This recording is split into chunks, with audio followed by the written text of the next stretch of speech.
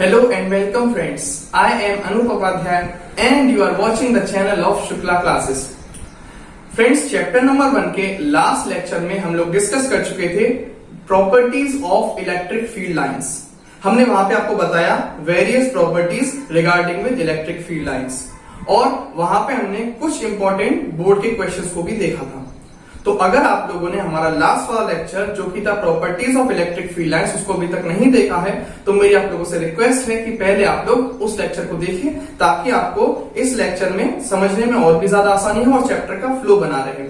तो आज का जो हमारा टॉपिक है वो है principle of superposition of electric field. Principle of superposition of electric field ये क्या है, इसको समझने के लिए एक सिंपल सा एग्जांपल लेते हैं, फिर हम इसमें आगे बढ़ते हैं। इसके बोर्ड में क्वेश्चंस, आज के जो टॉपिक है इसके बोर्ड्स में भी और प्री बोर्ड्स में दोनों में ही क्वेश्चंस 2 मार्क्स में और 3 मार्क्स में पूछ लिए जाते हैं। तो ये हमारा टॉपिक है, बहुत ज्यादा इंपॉर्टेंट है और हमारी ड्यूटी है इसको अच्छे से समझना। तो चलिए इसको स्टार्ट करते हैं। सबसे पहले मैं आपसे ये जानना चाहता हूं, मुझे आप ये बताइए कि आपके पास कोई चार्ज है Q A पॉइंट पर, ओके, और इससे कुछ डिस्टेंस पर, सपोज करिए वो डिस्टेंस है R, ये 2 मीटर हो सकता है, 3 मीटर, कुछ भी, R डिस्टेंस पर एक दूसरा पॉइंट सिचुएटेड है O। अब मैं आपसे ये जानना चाहता हूं, प्लीज मुझे आप ये बताइए कि O पॉइंट पर A पॉइंट पे रखे हुए प्लस Q चार्ज की वजह से इलेक्ट्रिक फील्ड इंटेंसिटी क्या होगी। तो बच्चों उसका फॉर्मूला याद करिए, वो फॉर्मूला था इलेक्ट्रिक फील्ड इंटेंसिटी का फॉर्मूला था, याद करिए 1/4 pi epsilon not Q over main charge को रखिए ऊपर और डिस्टेंस का स्क्वायर, ये वैल्यू थी O पॉइंट पे। ये तो आएगा इलेक्ट्रिक फील्ड इंटेंसिटी की वैल्यू।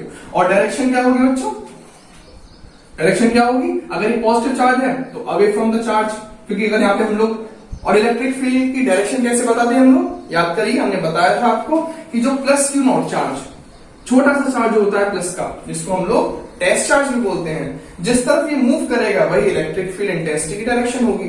तो सिंपली ये चार्ज प्लस का है और ये भी प्लस का है तो ये इधर ही तो मूव करेगा, तो इसे क्या लिखोगे आप, अलोंग AO, A से O की तरफ, AO, सिंपली। ये तो बात रही भाई एक चार्ज है आपके पास, ठीक है, एक चार्ज था, इस पॉइंट पे इलेक्ट्रिक फील्ड आ गया। लेकिन अब बात अगर ये आ जाए बच्चों कि you have number of charges, मतलब यहां देखिए A पॉइंट पर Q1 चार्ज, B पॉइंट पर Q2 चार्ज है, C पॉइंट पर Q3 चार्ज है, D पॉइंट पर Q4 और E पॉइंट पर Q5। ये 5 चार्जेस सिचुएटेड हैं अलग अलग पॉइंट्स पर, इस है ना। और O पॉइंट पर आपके पास एक पॉइंट दिया हुआ है O। अब आपसे कहा गया है कि इस O पॉइंट पे इलेक्ट्रिक फील्ड इंटेंसिटी बताइए, इन सब की वजह से जो नेट इलेक्ट्रिक फील्ड इंटेंसिटी होगी वो। तो अब बात थोड़ी सी डिफरेंट है। अब आपके पास कंडीशन ये आ चुकी है कि आपके पास काफी सारे चार्जेस मौजूद हैं और फिर पूछा है कि O पॉइंट पे नेट इलेक्ट्रिक फील्ड इंटेंसिटी क्या होगी। तो उसके लिए हेल्प करता है हमारा आज का टॉपिक जो है principle of superposition of electric field. देखिए इसको हम लोग और विजुअलाइज कर सकते हैं सिंपल से एक फिगर के जरिए। देखिए यहाँ पर, ये मैंने यहाँ पे बनाया है, इसको देखिएगा। यहां आपके पास क्या कंडीशन है, ये है चार्ज Q1, ये चार्ज Q2, ये चार्ज Q3, ये चार्ज Q4, ये चार्ज Q5। ये चार्जेस एक दूसरे से कुछ ना कुछ डिस्टेंस पर सेपरेटेड है, आप देख पा रहे हैं सभी को, है ना। और अब ये है पॉइंट O, बहुत ध्यान से समझिए, ये है पॉइंट O। यहां पर आपसे पूछा है इन सभी चार्जेस की वजह से जो O पॉइंट पर नेट इलेक्ट्रिक फील्ड इंटेंसिटी क्या होगी वो पूछा है। तो देखिए भाई इसमें क्या करना है, सुपरपोजिशन प्रिंसिपल आपसे सिर्फ इतना कहता है कि आप क्या करिए, आप सबसे पहले इस चार्ज की वजह से इलेक्ट्रिक फील्ड इंटेंसिटी निकाल लो इस पॉइंट पर, फिर इस चार्ज की वजह से इलेक्ट्रिक फील्ड इंटेंसिटी निकाल लीजिए इस पॉइंट पर, ऐसे इसकी वजह से निकालिए, फिर इसकी वजह से निकालिए इलेक्ट्रिक फील्ड इंटेंसिटी, इसकी वजह से इलेक्ट्रिक फील्ड इंटेंसिटी निकालिए, एक एक करके सबकी वजह से इलेक्ट्रिक फील्ड इंटेंसिटी निकाल लीजिए आप O पॉइंट पर, फिर उन सबका वेक्टर सम कर दीजिए। देखिए फिर दोबारा से मैं क्या कहता हूं, यहां पर देखें, ये है Q1 charge, okay, Q1 charge और मान लीजिए डिस्टेंस है, ये चार्ज से कुछ डिस्टेंस दिया हुआ है यहाँ पर, ये डिस्टेंस है, मान लीजिए डिस्टेंस है, कुछ ना कुछ डिस्टेंस प्रोवाइड होगा, ये डिस्टेंस मान लीजिए R1 है, ओके। सो इस पॉइंट पर Q1 चार्ज की वजह से मान लीजिए इलेक्ट्रिक फील्ड इंटेंसिटी है E1 और वो क्या होगी, away from the positive charge, इस तरीके से। ऐसे ही Q2 चार्ज की वजह से क्या होगी इलेक्ट्रिक फील्ड इंटेंसिटी इस पॉइंट पर, मान लो वो है E2, वो क्या होगी, कुछ ये इस तरीके से ऐसा। बच्चों ये है E2, क्या आप मेरी बात समझ पा रहे हैं? ये कुछ डिस्टेंस है यहां से यहां तक का। फिर क्योंकि भाई इलेक्ट्रिक फील्ड इंटेंसिटी निकालने का फॉर्मूला क्या है? चार्ज पता हो, डिस्टेंस पता हो, उसका स्क्वायर कर दीजिए, आंसर आ जाता है। तो या मान लीजिए डिस्टेंस कोई ना कोई प्रोवाइडेड है, हमें नहीं पता वो डिस्टेंस क्या है, हमने मान लिया डिस्टेंस है R2, है ना, ये वैल्यू आई E2। और इसी तरीके से ये है R3 डिस्टेंस, तो ये इलेक्ट्रिक फील्ड यहां होगा इस पॉइंट पे, ऐसा होगा इस तरीके से E3। क्या मेरी बात आप समझ पा रहे हैं? चार्ज है, ये डिस्टेंस है R3। चलिए मैं लिख भी देता हूं डिस्टेंस इसको, ये डिस्टेंस है बच्चों R3, ये डिस्टेंस है बच्चों R1, ओके, ये डिस्टेंस है आपके पास, मैं आप इसे साफ साफ बना दूं ताकि आप लोगों को प्रॉब्लम ना हो, R2, ओके, और ये डिस्टेंस आपके पास R4, और ये डिस्टेंस आपके पास R5 सिंपली। चलिए तो इस पॉइंट पे इलेक्ट्रिक फील्ड इंटेंसिटी क्या हुआ? E2, इसकी वजह से E3, और इसकी वजह से क्या होगी बच्चों बताइए, इस वाले चार्ज की वजह से, Q4 की वजह से, इस तरीके से ये E4 होगी, ओके, और इसकी वजह से क्या होगी बच्चों, तो ये इस तरीके से आवे, ये ऐसा E5। अब आपको क्या कर देना है, इन सभी इलेक्ट्रिक फील्ड इंटेंसिटीज का वेक्टर सम कर देना है, और वही आपका फाइनल रिजल्ट होगा O पॉइंट पर जो इलेक्ट्रिक फील्ड इंटेंसिटी होगी नेट। फिर समझिए क्या कहा मैंने आपसे, ये कहा कि अगर O पॉइंट पे आपको नेट इलेक्ट्रिक फील्ड इंटेंसिटी निकालनी हो तो क्या करना है, सबसे पहले इसकी वजह से इलेक्ट्रिक फील्ड इंटेंसिटी निकालिए, बाकी सबको भूल जाइए। फिर अगले वाले चार्ज की वजह से इलेक्ट्रिक फील्ड इंटेंसिटी निकालिए उस पॉइंट पे, फिर अगले वाले चार्ज की वजह से इलेक्ट्रिक फील्ड इंटेंसिटी निकालिए वो पॉइंट पे, ऐसे ही सब चार्जेस की वजह से इलेक्ट्रिक फील्ड इंटेंसिटी निकालने के बाद उन सभी का सिंपली वेक्टर सम कर दीजिए और आपका रिजल्ट आ जाएगा। So this is the principle of superposition of charge. हम इसके बहुत इंपॉर्टेंट बोर्ड के क्वेश्चन भी डिस्कस करेंगे आज, देखते हैं आगे इसमें। तो सबसे पहले हम लोग इसको लिख लेते हैं इंग्लिश में कि क्या इसकी डेफिनेशन है सिंपल सी, तो उसे हम क्या लिखेंगे, according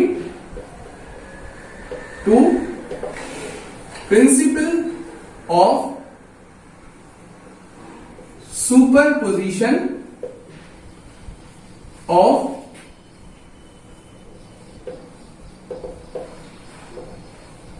electric field,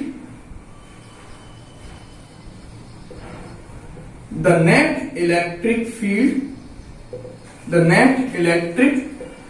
फील्ड बोल लीजिए, इलेक्ट्रिक फील्ड इंटेंसिटी बोल लीजिए ना, किसी किसी बुक में इलेक्ट्रिक फील्ड इंटेंसिटी पूरा लिख दिया जाता है, किसी किसी बुक में इलेक्ट्रिक फील्ड तक ही लिखा होता है, वो दोनों कोई दिक्कत नहीं है। The net electric field intensity at any point, किसी भी पॉइंट पर net electric field intensity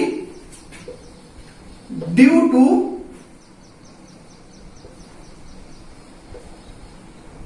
a number of charges present around it is simply the vector sum। जो एक पॉइंट पे नेट इलेक्ट्रिक फील्ड इंटेंसिटी होगी बहुत सारे चार्जेस की वजह से, वो क्या होगी, वो सिंपली वो होगी द वेक्टर सम ऑफ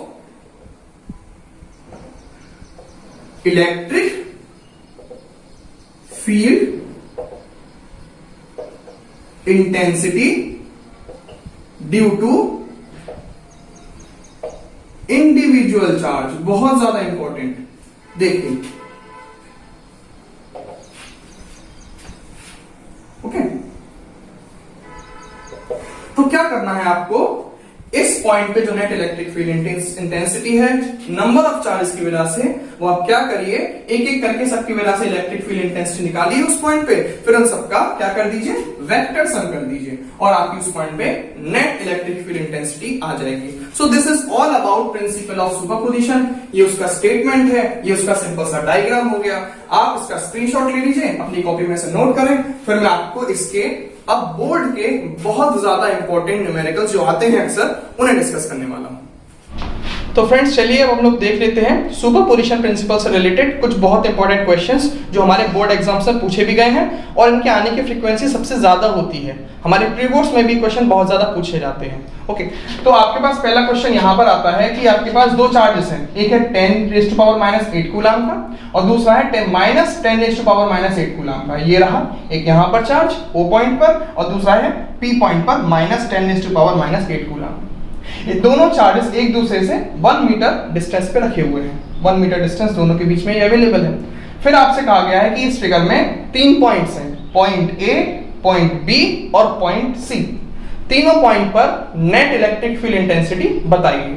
तो स्टार्ट करते हैं इस क्वेश्चन को। हमारे पास सबसे पहले मैं A पॉइंट के लिए बात करूंगा, फिर B के लिए, इस तरीके से फिर C के लिए भी।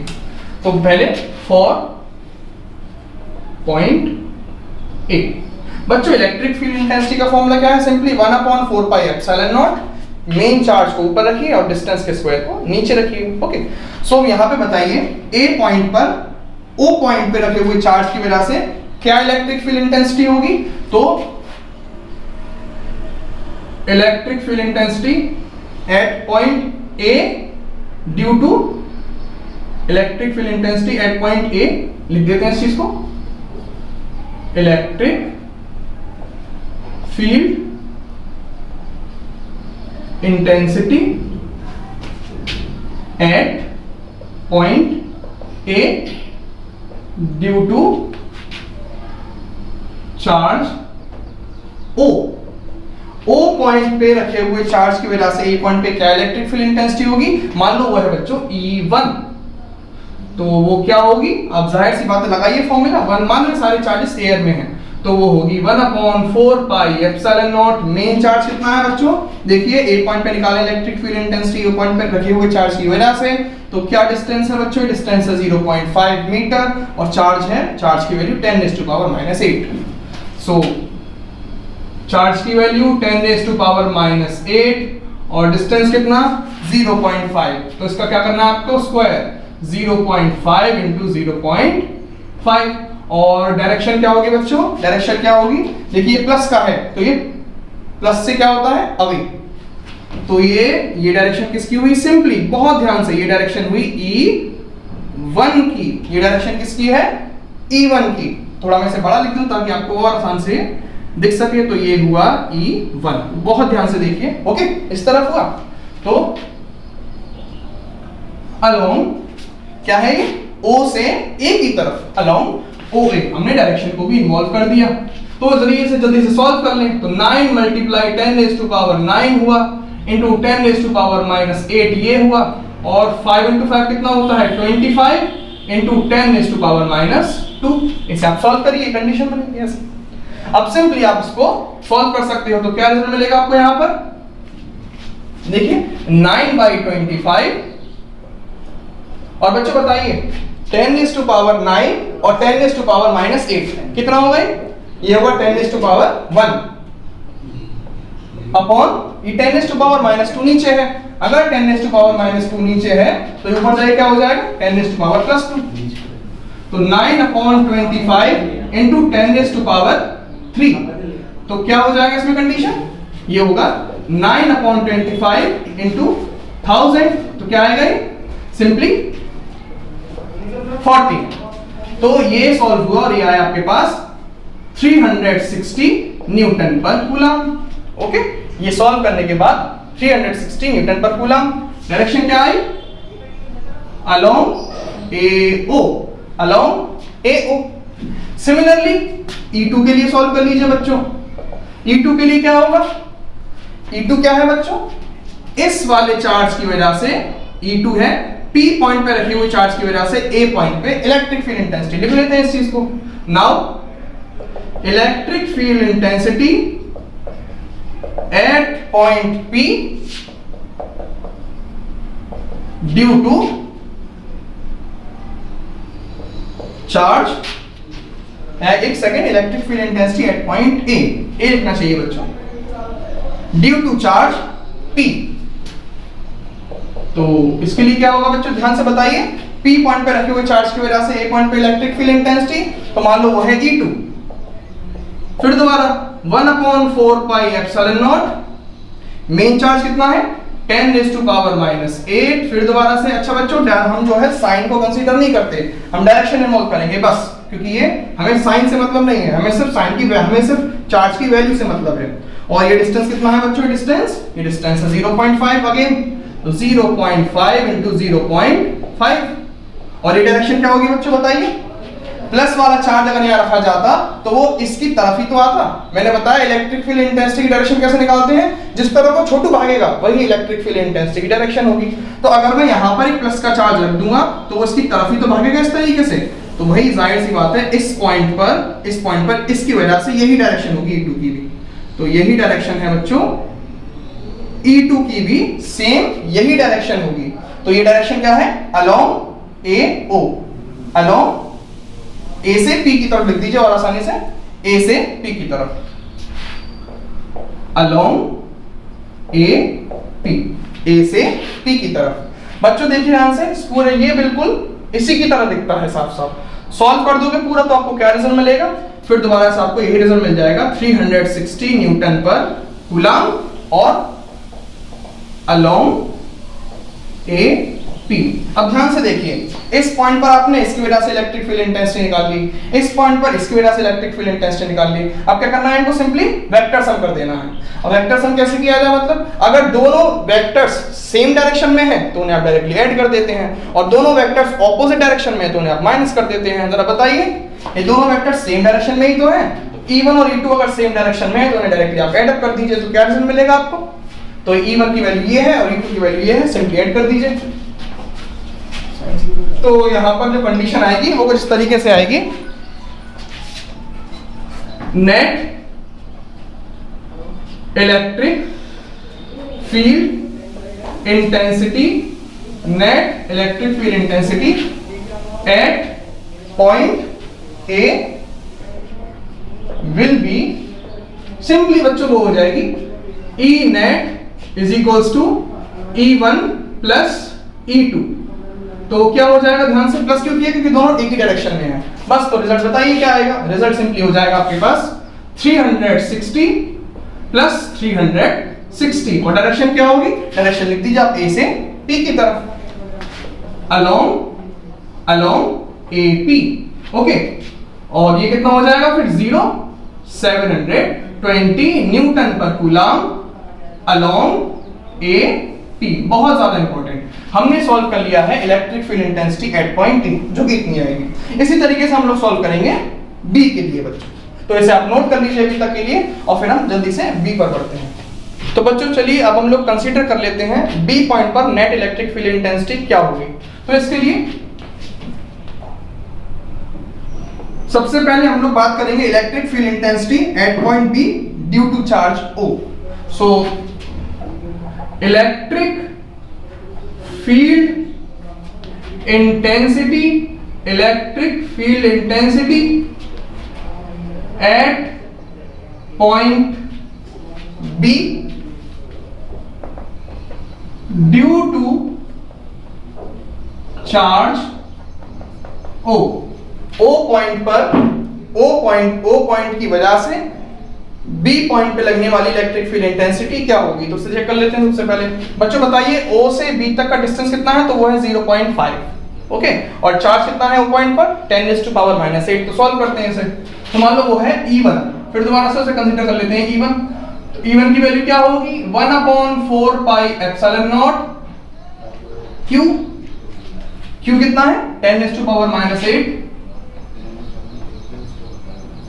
और डिस्टेंस का स्क्वायर 0.5 का स्क्वायर, तो 0.5 इंटू 0.5। अब ये होगा 9 मल्टीप्लाई 10⁻⁹। बच्चों इसकी डायरेक्शन क्या होगी, तो बताइए, ये वाला एक प्लस का चार्ज है B पॉइंट पे, क्या डायरेक्शन होगी इसकी, तो इलेक्ट्रिक फील्ड इंटेंसिटी की ये इस तरीके से, दिस इज E1। देखिए ध्यान से, B पॉइंट पे अगर मैं प्लस का चार्ज रखूं तो वो किस तरफ मूव करेगा इसकी वजह से, इससे अभी E1 ये हुआ, तो क्या लिखोगे सर, अलोंग OB, O से B की तरफ, along, it is along OB, simply. अब सॉल्व कर दीजिए आप लोग, तो 10⁻⁸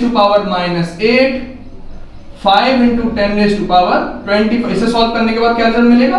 25 into 10 raise to power -2 along O B. Okay, along O B. अब इसे सॉल्व करिए तो क्या आएगा? ये 9/25 इंटू +9 -8 कितना होगा? +1, और -2 पर जाएगा तो कितना हो जाएगा? +2। तो +1 +2 10 रेज टू पावर 3 मतलब 1000। आप इसे सॉल्व करके देखिए, पावर्स को सॉल्व करिए, 1000 मिलेगा आपको रिजल्ट। इसे पूरा सॉल्व करने के बाद ये 40 टाइम्स चला जाएगा इससे, तो 9 4 जा 36, 360 न्यूटन पर कूलम अलोंग OB। ओके, अब हमें क्या करना है? इस B पॉइंट पर इलेक्ट्रिक फील्ड इंटेंसिटी निकालेंगे इस P पे रखे हुए चार्ज की वजह से। तो हम बात करेंगे electric field intensity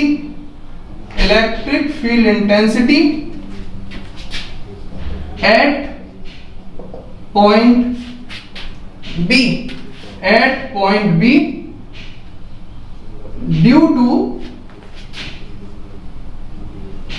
due to charge placed at point P, due to charge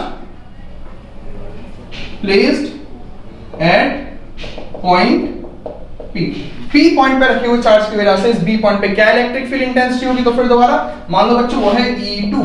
तो फॉर्मूला क्या है? 1/4 pi epsilon not, 1/4 pi epsilon not. बच्चों चार्ज की वैल्यू क्या है? 10 रेज़ टू पावर -8। वैल्यू लेके चलेंगे हम लोग, 10 रेज़ टू पावर -8 हो गई चार्ज की वैल्यू। और ये डिस्टेंस देखिए, P से B तक का डिस्टेंस कितना है? तो 1 मीटर, तो ये सीधा सीधा है ही, साथ में 0.5 मीटर और इंक्लूड हो गया, तो ये पूरा कितना हो गया? 1.5 मीटर। तो 1.5 इंटू 1.5, तो ये क्या हो जाएगा रिजल्ट? इसे सॉल्व करेंगे हम लोग, तो होगा आपके पास 9 × 10 raise to power 9 into 10 raise to power -8 upon 15 into 15 into 10 raise to power -2। Okay, ये हुआ। और डायरेक्शन बताइए इसकी, डायरेक्शन क्या होगी? तो ये माइनस का चार्ज है, और अगर मैं इस पे यहां पर Q0 रखूं तो उसकी तरफ ही तो आएगा, तो वो डायरेक्शन कुछ ये वाली होगी बच्चों।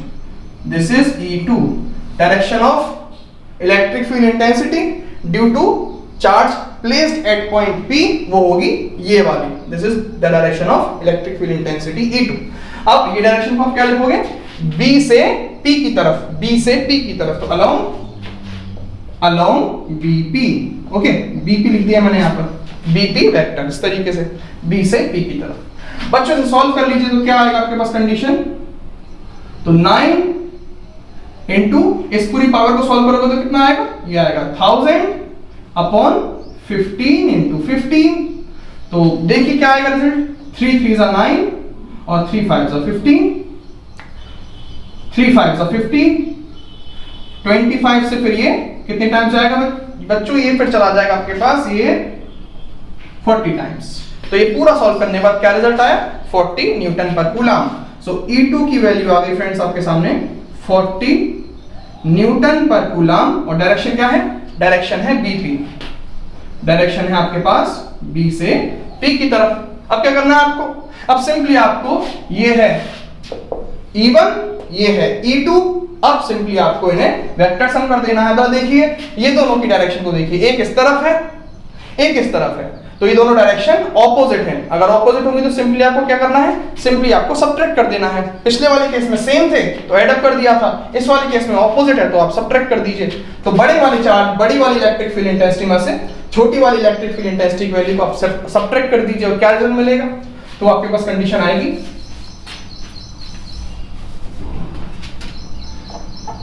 E net at point B। बच्चों वो क्या होगी? E net at point B, उसकी वैल्यू होगी 360 माइनस 40 न्यूटन पर कूलम। अब बच्चों कौन डोमिनेट कर रहा है? ये वैल्यू बड़ी है, ये वैल्यू बड़ी है, तो आपको होगी ये वैल्यू बड़ी है। अगर ये वैल्यू बड़ी है तो डायरेक्शन भी इसी की ही कंसीडर की जाएगी, क्योंकि इसका इफेक्ट ज्यादा है, E1 का इफेक्ट ज्यादा है, तो डायरेक्शन भी E1 की ली जाएगी। तो along OB, along OB। Okay, ये डायरेक्शन आ गई। नेट इलेक्ट्रिक फील्ड इंटेंसिटी का वैल्यू कितना आया 320 न्यूटन पर coulomb along O B simply. तो this is the electric field intensity at point B.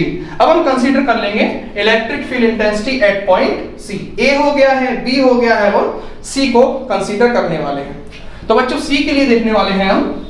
बहुत ज्यादा ध्यान से इस क्वेश्चन को करिए क्योंकि ये क्वेश्चन हमारे 3 मार्क्स में पूछा जाता है एग्जाम्स में।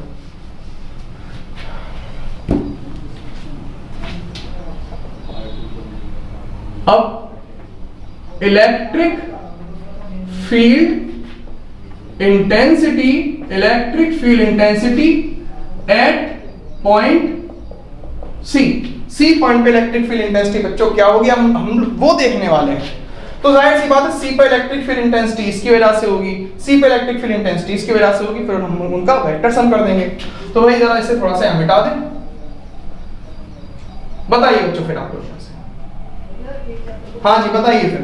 तो मान लो electric field intensity at point C due to charge at point O. O point पे रखे हुए चार्ज की वजह से सी पॉइंट पर बच्चों क्या इलेक्ट्रिक फील्ड इंटेंसिटी होगी। मान लो वो है E1।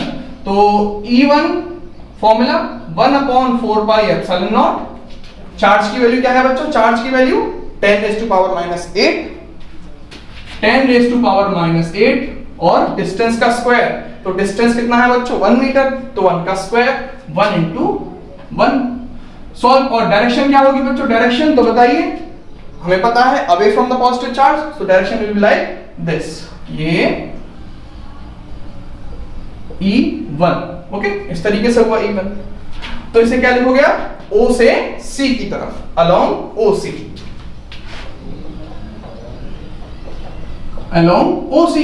सॉल्व कर दीजिए इसे। 9 multiply 10 raised to power 9 into 10 raised to power minus 8।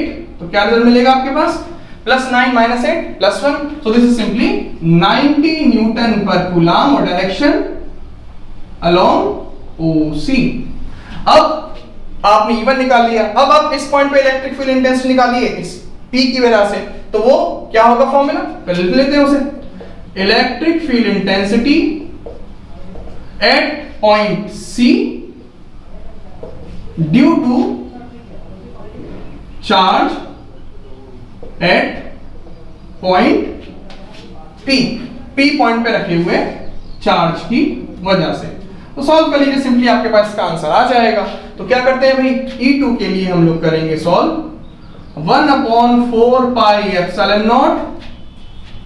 ठीक है भाई, बताइए फिर चार्ज की वैल्यू कितनी है 10 raised to power minus 8। Plus minus से मुझे कोई मतलब है नहीं, हमें सिर्फ वैल्यू लेकर के चलनी है। ओके, और डिस्टेंस कितना है बच्चों, डिस्टेंस, ये डिस्टेंस है 1, तो 1 into 1। बच्चों डायरेक्शन बताइए, तो इस पॉइंट पे अगर टेस्ट चार्ज रखा होता तो वो माइनस की तरफ ही तो मूव करता है ऐसे, तो सिंपली वो डायरेक्शन होगी ये कुछ ऐसा, E2। तो ये डायरेक्शन हुई E2 की इस तरीके से। तो क्या लिखोगे इसे आप, अलोंग, जल्दी से बताइए मुझे इसे आप क्या लिखोगे। तो इसे आप लोग लिखोगे C से P की तरफ, अलोंग CP। हाँ भाई, तो इसे सॉल्व करने पे न्यूटन पर कूलम। अब 9 multiply 10 raised to power 9 into 10 raised to power minus 8 Newton पर कूलम अलोंग CP। सॉल्व करने पे क्या रिजल्ट मिलेगा, 90 न्यूटन पर coulomb along CP।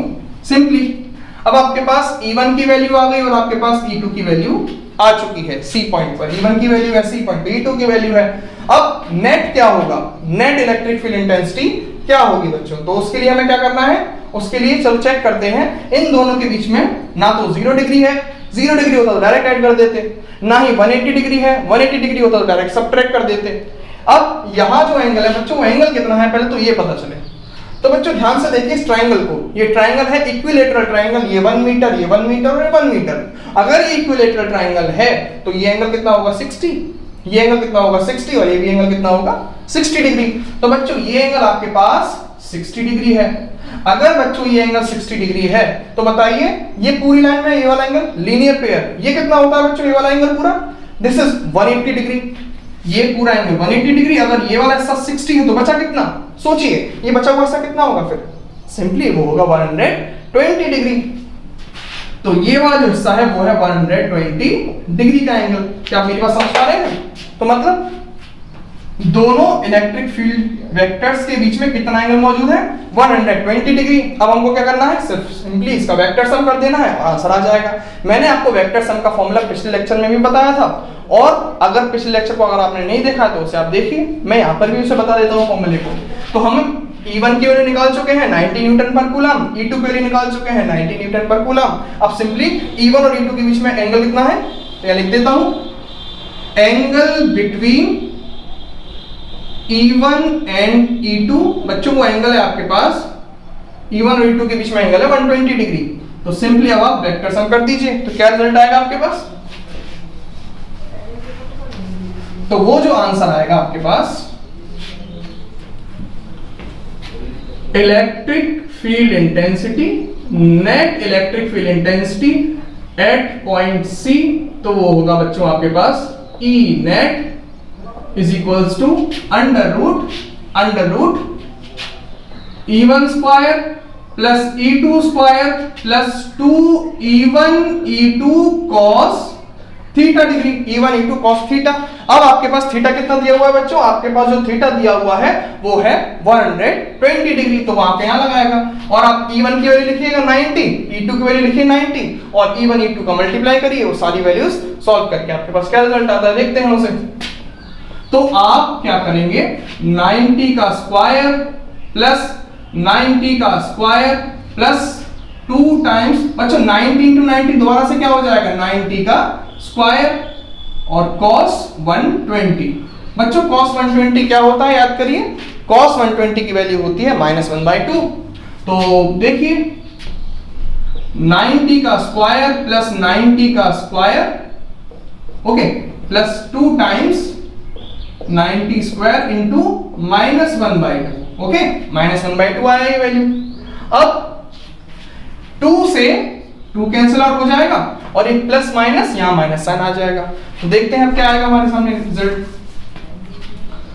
Under root 90 square plus 90 square minus 90 square, ये कैंसिल आउट हो गया।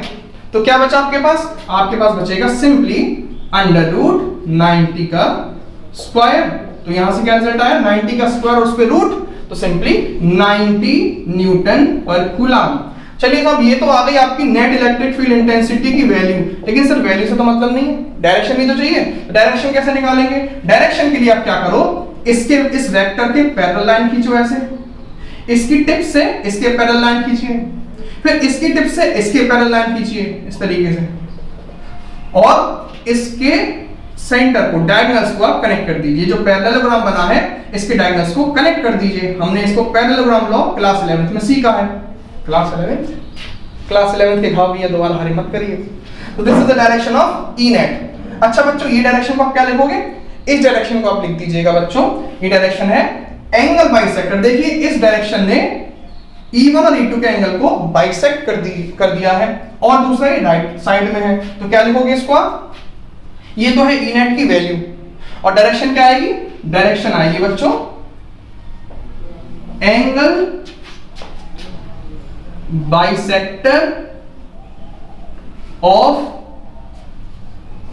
E1 and E2 along right. बहुत जरूरी, देखिए ध्यान से, E नेट की वैल्यू कितनी आई, 90 न्यूटन पर कूलम। तो C पॉइंट पे नेट इलेक्ट्रिक फील्ड इंटेंसिटी की वैल्यू कितनी होगी, 90 न्यूटन पर कूलम, और C पॉइंट पर जो डायरेक्शन होगी वो क्या होगी, वो डायरेक्शन है angle bisector of E1 and E2। देखिए इसने एंगल को, E1 और E2 के एंगल को बाइसेक्ट कर दिया है, बिल्कुल बराबर हाफ्स में डिवाइड कर दिया, angle bisector of E1 and E2 towards right.